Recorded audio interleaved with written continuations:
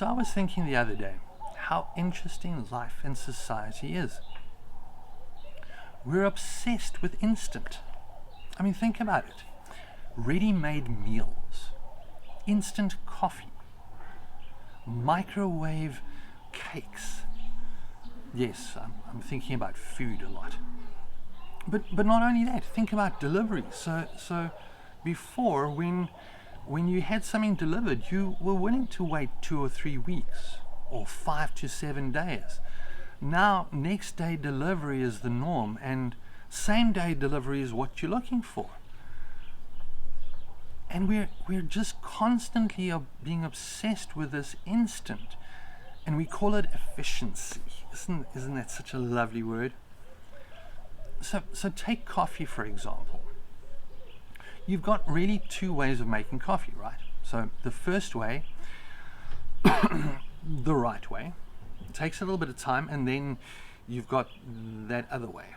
So when you make a proper cup of coffee, you start off with the beans, right?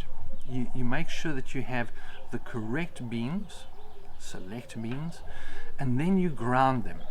No, you don't start off with ground beans. You start off with the bean, and then you ground it. And even then, you don't pre-grind a whole lot of beans and keep it in the fridge or something, because it goes off. You grind just the right amount of beans. You put it into what's called a portafilter. Pretty fancy name. It looks like that. You put in just the right amount, and then using a temper, you compress it. Okay, you've got to compress it to the correct compactness. If it's too compact, the water doesn't flow through it properly. If it's not compact enough, you don't get the flavor out. You then make sure that the machine is heated up to operating temperature. Normally, basically steaming hot. You clean your machine with some water, and then you attach your portafilter to the brewing group. Such big words. And you activate the machine. Haha. Now what's interesting is you're basically forcing steaming hot water through those grounds at around 15 bar. That's a lot of pressure. And you don't just let it run. You run it for between 25 and 30 seconds. The reason for that is because you want the crema to form. That's the white part on top of the coffee. But you don't want it to form too much, because then you start releasing the bitter part of the bean. And then you have this beautiful, perfect cup of coffee. Or you can do it the other way. But here's the interesting thing, is whether you like coffee or not, or even if you don't know the first thing about coffee, you can taste the difference. You can taste the difference between properly made coffee and instant coffee. And that got me thinking about David. You see, David had a situation in his life where he was stuck in a similar thing. No, nothing to do with real coffee or filter coffee. About being king of Israel. Let me explain. So, remember last time I told you guys about the fact that Saul had been rejected as king because he messed up? About the fact that God had to rewrite the whole of history because of Saul's messing up. And God says to Samuel, let me read it. Now the Lord said to Samuel, how long will you mourn for Saul, seeing as I have rejected him from reigning over Israel? Fill your horn with oil and go. I am sending you to Jesse, to Bethlehem, for I have provided myself a king among his sons. So basically what happened is Samuel gets to Bethlehem and he meets Jesse, and finally he finds David. There's this whole confusion about it, and he anoints him king. Ta-da! But here's the interesting thing. they reckon that David was anointed king when he was between 8 and 15 years old. I reckon he was 12 years or younger. Ask me sometime, I'll explain to you why that's my theory. But he was only crowned as king when he was 30 years old. That's a minimum of 18 years. 18 years of waiting. And that's where the real versus instant came in. You see, David understood that he needed to go through this process to become the king that God wanted him to be. So, how did David become king? Well, he started off as a shepherd. Yes, he was working. Remember I told you last time, or time before that, about the fact that God calls people that are busy? David was busy. He was a shepherd. He then became a musician in the court of Saul. He's there, but he's not there. A little while after that, there's this dude by the name of Goliath. And Goliath was a pivotal moment for David. So I'm sure you guys know the story of Goliath. I think everybody who's been at Sunday school for a minute has heard it about 100 times. Anyway, so David goes and faces Goliath. Just before, I'd like to read something to you. Let me just quickly find it. This is David speaking to Saul just before he's about to go and face Goliath. Your servant has killed both lion and bear, and this uncircumcised Philistine will be like one of them, seeing as he has defied the armies of the living God. And that really got me thinking. So here's David, right? He's a shepherd boy. This is when he faced the lion and the bear. And your first thought is, why would God let the lion and the bear attack the sheep when David is his chosen person?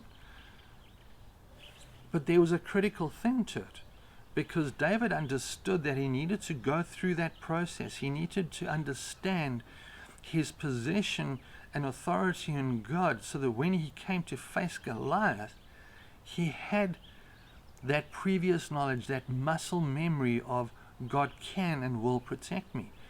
And this journey really for David was what it was about, this real coffee. So a little while after that, David has killed Goliath and he starts becoming quite popular. In fact, so popular that people start writing a song about him, how wonderful he is. You can read about it over there. And that's really where the problem starts, because you see, Saul is sort of realizing, hang on a second, this David dude is getting popular. People like him more than me. And Saul basically just doesn't like him from that moment on. Anyway, David carries on. He ends up marrying Saul's daughter, Michal. I know that's weird, right? That's a guy's name, but spelled differently. I don't know. Anyway, he marries this chick. And things are sort of okay. And then one day, Saul basically tries to pin him to the wall with a spear while he's playing music. Must have been heavy metal. No, I'm joking. And David realizes, hang on a second, I'm in trouble here. And with the help of Jonathan, Saul's son, he escapes. And he's out in the wilderness. And basically what happens is all the men that are not accepted, the rebels, the misfits, the naughty people, basically become David's crew. And he's got quite a crew. I mean, it starts off with about 400 men and ultimately grows to 600 men. And they actually become mighty men of valor there with reputation under David. And then one day, Saul's still busy chasing him. And one day, Saul has got his army, and David and his men are hiding in this cave. It must have been a pretty big cave, right? 600 men. And Saul goes into the cave to go to the toilet. The Bible's fascinating, isn't it? Anyway, Saul's in there busy going to the toilet. And David's men whisper to him and say, check it, China. God has delivered your enemy into your hands. Kill him. And David says no. David creeps up to Saul. He must have really had a good magazine busy reading, and cuts off a piece of Saul's coat. And Saul finally finishes and he goes off, and when they're quite far away, David comes out and says to Saul, Saul, look, I could have killed you, but I didn't. And Saul says, oh, I'm really sorry, you're a good dude, and I'm never going to do this again, and he goes home. But the question mark came for me is, God has called him to be king. God has anointed him. God has told him, you are going to be king. And Saul is in his hands, but he doesn't do it. And the reason is really simple. God doesn't do instant coffee. There was a process that he needed to go through. And David understood that he had to do it the right way. If he wanted to be the king that God wanted him to be, if he wanted to be that man after God's own heart. So time goes on. David meets another chick by the name of Abigail, and he marries her, and he's doing okay. Basically, he and his army become mercenaries. Yes, mercenaries, believe it or not. And they're doing okay. They're growing, they're prospering. God is blessing them because David's doing the right thing. And Saul comes along, and Saul wants to kill David again. This time Saul has got 3,000 men with him. He's learnt his lesson. No caves. He's in this valley, and he's sleeping in the middle of these 3,000 men. Just think about it. Just imagine that for the moment. And David and a few of his select men quietly creep into the camp right up to Saul. And one of David's men whispers to him and says, David, I will pin him to the ground so quickly he won't even make a sound. He'll be dead, just like that. And David says no. David says, we're not going to do this. We're not going to touch God's anointed. They finally take Saul's spear and water jug and creep out again.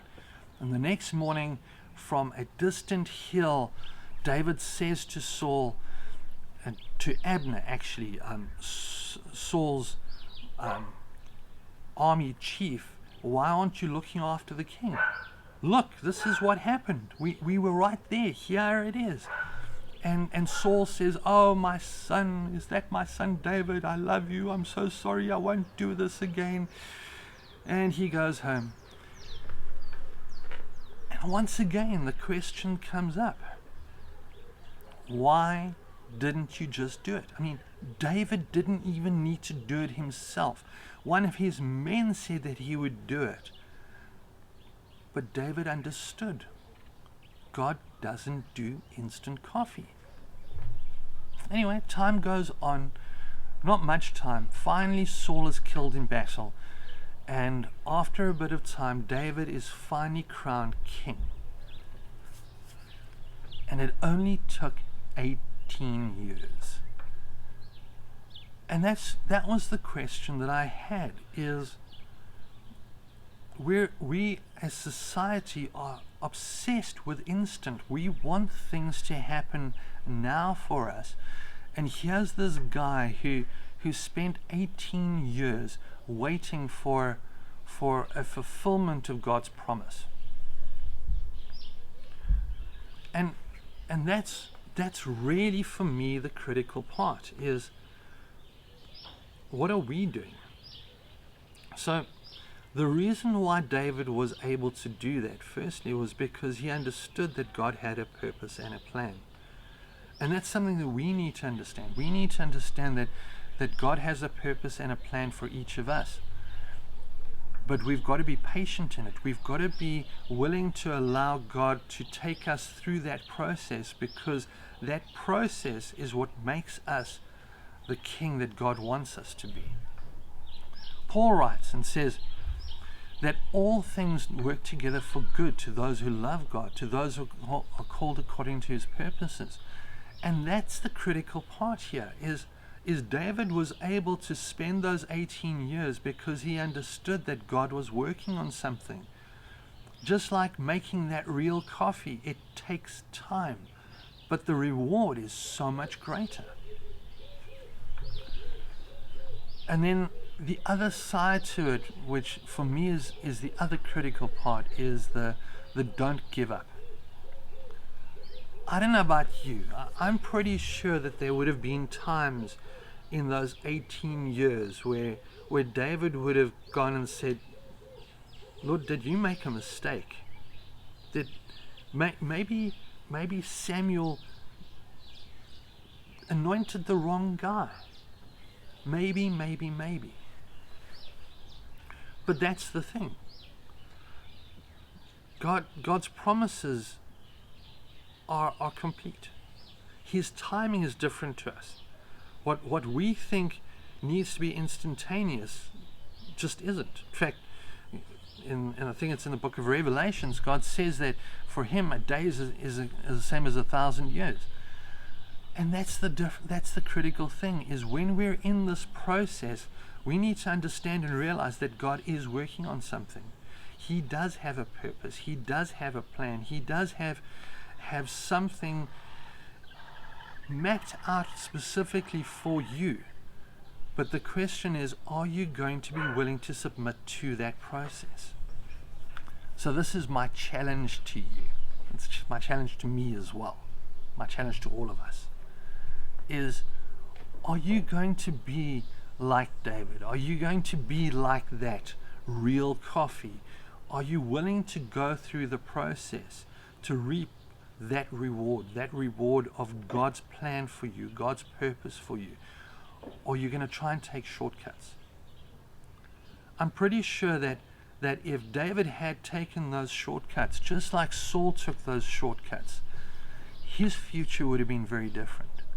God would have had to go back and rewrite history because of his disobedience. But because David was willing to take the time, David was willing to walk through that process, he then reaped the ultimate reward.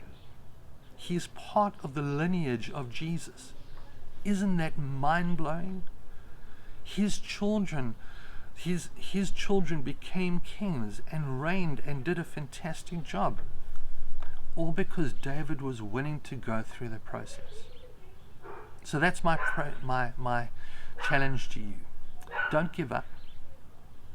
Don't worry about the problems that you're facing today, because God is still in control. God still has his plan for you, and as long as you carry on in this process that God's put you in, he will bring you to that position that he's planned for you.